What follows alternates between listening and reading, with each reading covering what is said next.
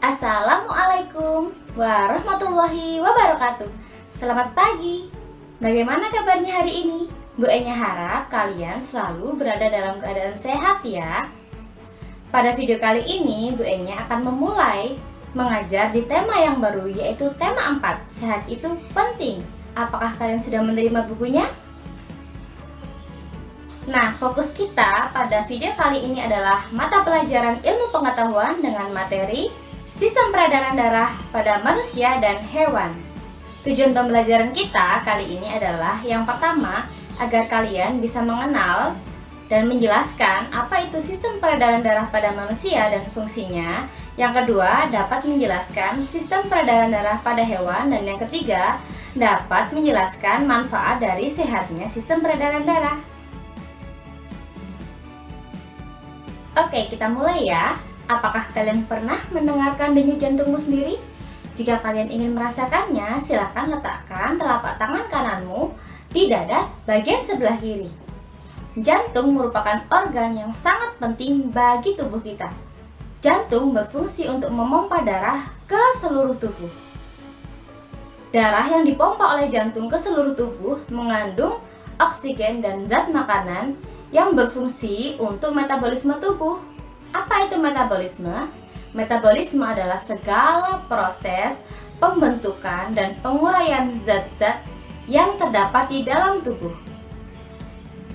Selain itu, darah yang dipompa oleh jantung juga membawa hasil dari metabolisme tubuh seperti karbon dioksida untuk dibawa keluar dari tubuh.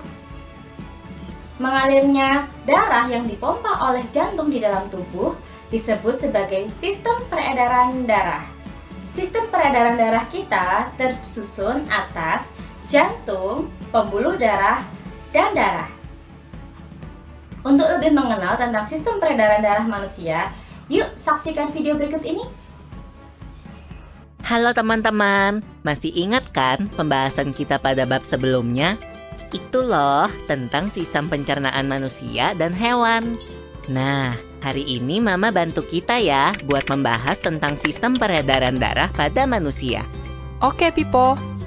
Teman-teman, kalian ingat kan kalau proses pencernaan makanan menghasilkan sari makanan? Sari-sari makanan hasil proses pencernaan akan diedarkan ke seluruh bagian tubuh untuk dimanfaatkan. Nah, bagian tubuh yang memiliki tugas untuk mengangkut dan mengedarkan sari makanan adalah darah. Selain itu, darah juga berfungsi mengedarkan oksigen dan karbon dioksida hasil pernafasan. Betul, Pipo. Jadi, darah itu punya dua fungsi buat tubuh kita. Darah berfungsi untuk mengangkut dan mengedarkan sari makanan hasil proses pencernaan ke seluruh tubuh. Selain itu, darah juga berfungsi mengedarkan oksigen dan karbon dioksida hasil pernapasan. Peredaran atau aliran darah di dalam tubuh manusia terjadi melalui organ peredaran darah, yaitu jantung dan pembuluh darah. Jantung adalah organ tubuh yang berfungsi untuk memompa darah ke seluruh tubuh. Jantung manusia terletak di dalam rongga dada agak sebelah kiri. Kamu tahu nggak besar jantung kita? Kalau jantung orang dewasa sih kira-kira seukuran satu kepalan tangan yang beratnya 300 gram. Di dalamnya, jantung memiliki 4 ruang, yaitu serambi kiri, serambi kanan, bilik kiri, dan bilik kanan. Betul nggak, Ma? Betul, Pipo. Sebagai alat pemompa darah, jantung memiliki otot-otot yang kuat. Otot bilik lebih tebal daripada otot serambi, karena otot bilik memompa darah keluar jantung untuk diedarkan ke seluruh tubuh. Oh iya, di antara serambi dan bilik jantung ada pemisah berupa pintu turun yang disebut katup jantung. Katup jantung yang sehat dapat menutup sangat rapat, sehingga darah dari bilik tidak tercampur dengan darah dari serambi. Katup-katup itu membuka dan menutup seirama dengan denyutan jantung. Kalau nggak salah, pembuluh darah dapat dibedakan menjadi 2 berdasarkan arah aliran darah, yaitu pembuluh nadi atau arteri dan pembuluh balik atau vena. Bener banget, Pipo. Pembuluh nadi adalah pembuluh yang mengalirkan darah keluar dari jantung. Pembuluh nadi yang paling besar disebut aorta. Kalau pembuluh balik adalah pembuluh darah yang mengalirkan darah masuk ke dalam jantung. Pembuluh balik yang paling besar ada dua, yaitu pembuluh balik atas dan pembuluh balik bawah. Kamu tahu nggak, Pipo? Darah dalam tubuh manusia selalu beredar dalam pembuluh darah, sehingga disebut peredaran darah tertutup. Berdasarkan panjang dan pendeknya jalur yang ditempuh, peredaran darah manusia dibagi menjadi peredaran darah kecil dan peredaran darah besar. Peredaran darah kecil berlangsung dari jantung ke paru-paru, kemudian kembali ke jantung lagi. Urutan peredaran darah kecil adalah serambi kanan, lalu ke bilik kanan, ke paru-paru, lalu ke serambi kiri. Berarti kalau peredaran darah besar berlangsung dari jantung ke seluruh tubuh, kecuali paru-paru dan kembali ke jantung. Urutan peredaran darah besar adalah serambi kiri, lalu ke bilik kiri, ke seluruh tubuh, lalu ke serambi kanan. Tapi dalam aktivitasnya, peredaran darah kan bisa terkena gangguan penyakit juga ya. Betul itu. Nanti kita bahas sama-sama di video selanjutnya ya. Nah, setelah kalian menyimak video tadi, kita sudah mengenal apa itu jantung dan pembuluh darah. Pembuluh darah, arteri, dan pembuluh darah vena memiliki perbedaan karakteristik. Perbedaannya Bu Enya tampilkan dalam tabel berikut ini. Silahkan kalian catat di buku tulis ilmu pengetahuan alammu ya.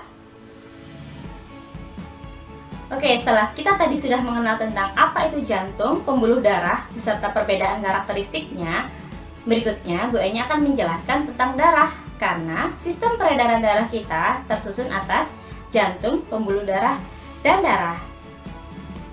Darah di dalam tubuh kita tersusun atas plasma darah dan sel-sel darah. Plasma darah tersusun atas air dan zat-zat terlarut, sedangkan sel-sel darah terdiri atas sel darah merah atau nama lainnya eritrosit, yang kedua adalah sel darah putih atau leukosit, dan yang ketiga adalah keping darah atau trombosit. Baik plasma darah maupun sel-sel darah memiliki fungsinya sendiri-sendiri.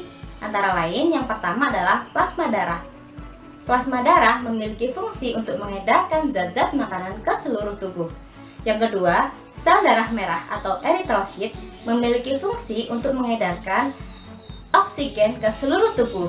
Yang ketiga adalah sel darah putih atau leukosit memiliki fungsi untuk membunuh kuman yang masuk ke dalam tubuh. Dan yang terakhir, trombosit atau keping darah memiliki fungsi untuk menutup luka-luka kita. Sama seperti manusia, hewan juga memiliki sistem peredaran darah.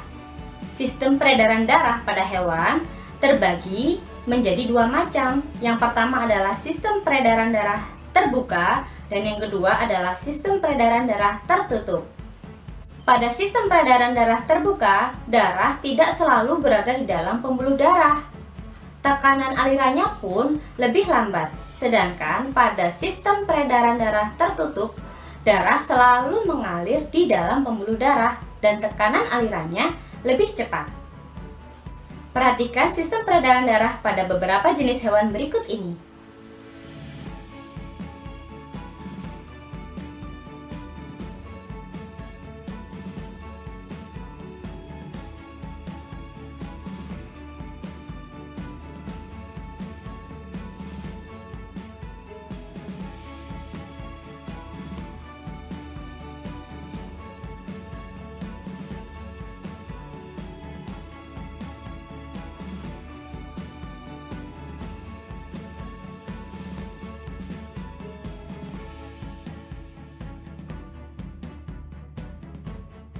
Sistem peredaran darah sangat penting untuk tubuh kita. Darah akan selalu mengalir di dalam tubuh kita selama kita masih bernyawa. Terganggunya sistem peredaran darah akan membuat kinerja organ-organ yang lain ikut terganggu, seperti otak dan paru-paru. Selain otak dan paru-paru, sistem pencernaan kita pun juga bisa ikut terganggu. Tidak lancarnya sistem peredaran darah kita juga bisa menimbulkan berbagai macam penyakit. Karena itu, kita harus ikut berperan dalam menjaga kesehatan sistem peredaran darah kita. Bagaimana caranya? Yang pertama adalah makan makanan yang B2SA, olahraga secara teratur, dan yang ketiga, istirahat harus cukup. Berikut ini adalah manfaat dari sehatnya sistem peredaran darah kita.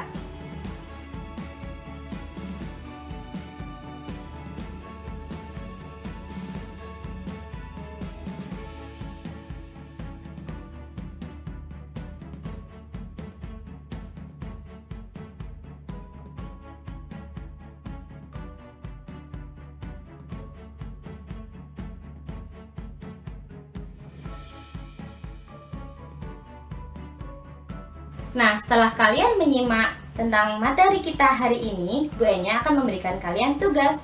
Silahkan kalian salin pertanyaan-pertanyaan berikut ini di buku tulis IPA-mu, kemudian kalian jawab dengan pulpen hitam dan tulisan yang rapi.